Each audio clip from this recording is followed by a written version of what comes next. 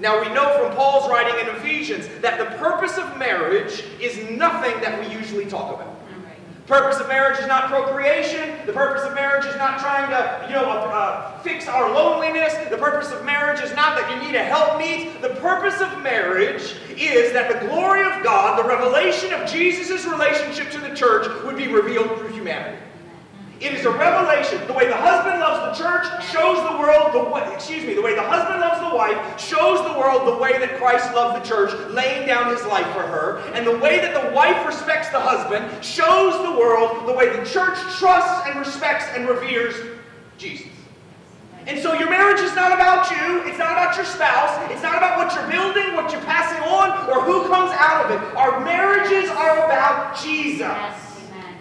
So we have to kind of stop and ask ourselves, so is my marriage telling the truth? Because if my marriage is meant to glorify God and tell the truth of His relationship to us, then that means I need to be careful in my marriage. See, there's something about the oneness of marriage. There's something about the two becoming one, about coming together of a man and a woman in marriage that declares the glory of God. It's something that is worth fighting for, that's worth persevering through, where we start to understand if it's not about us, then we don't get to do what we want. We don't get to act how we would like to act. We don't get to treat things according to someone else's idea or example. But if this is really about Jesus, then I don't just invite Him into it, I give the marriage to Him.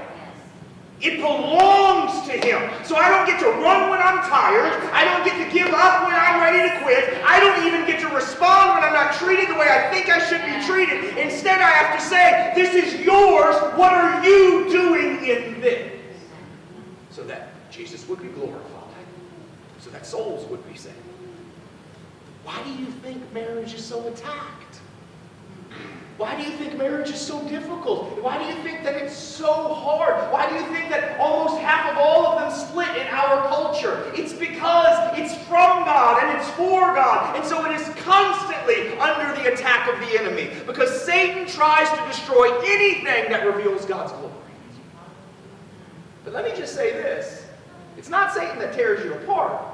It's our lack of guarding our own hearts. It's our lack of submission that actually destroys our marriages. It's not that Satan got in there, it's that I invited him in. It's not that somehow he snuck around the corner and made it. It's that I flung things wide open and tried to make it what I wanted it to be. And you know what's never what I want it to be? God's will. You tell me when the last time God's will for your life was what you wanted it to be.